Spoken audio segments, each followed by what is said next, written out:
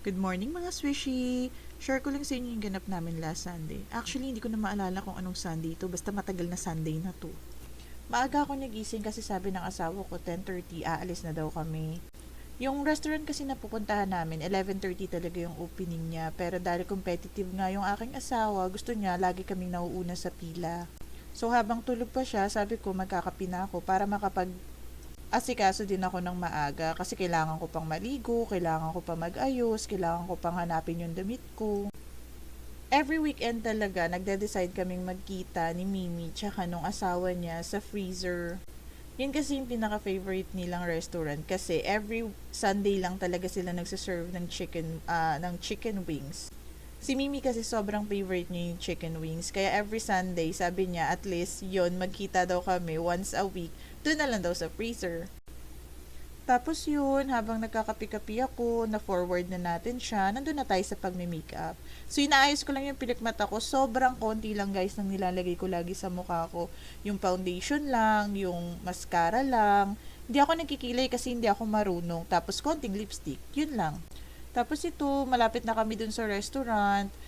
Saglit lang naman namin siya tina-travel guys. Siguro around 10 to 20 minutes yung travel. Depende siguro kung saan dadaan yung asawa ko. Or minsan kasi may nililikuan kami or sinasabi niya, oh dito ako dati nagtrabaho, dito ako dati lumaki. So medyo napapatagal ng konti. Pero kagaya nga ng sabi ko sa inyo, competitive siya. So kung makikita nyo, wala pang sasakyan, kami pa lang. Yung sasakyan na yan, sasakyan niya ng may-ari. So iniwan ko na siya. Sabi ko sa kanya, kanya-kanya na tayo. Pagod na rin ako eh. Charos lang. Pero magkasama kami sa loob. So, ipapakita ko sa inyo yung loob ng freezer. Ito siya, sobrang lapad niyan sa labas. Tapos, meron ditong lumang-lumang puno na. Lagi namin to pinupuntahan kasi nga, wala lang. Maganda lang talaga siya tingnan. May kasama ako ditong bata. Napakakulit. Grabe. Tapos ito yung order namin. Fries, chicken wings. So hindi na kami umorder ng shrimp kasi lagi naman namin hindi nauubo. So sabi ko sa kanya, yung kaya lang natin kainin. So yung chicken wings lang at yung fries. Nung pagkatapos namin kumain, lumabas ulit kami. Tapos yung bata na kasama ko kanina, hindi siya kumain ng order niya. Ang ginawa, pinakain sa isda. Tingnan nyo. French fries yan, tinali niya. Tapos pinapakain niya sa isda. So, ito yung ganap namin last Sunday. Actually, hindi ko na alam kung anong Sunday ito nangyari. Basta yun, tingnan nyo. Halos humiga na siya sa sahig. Mapakain lang yung fish.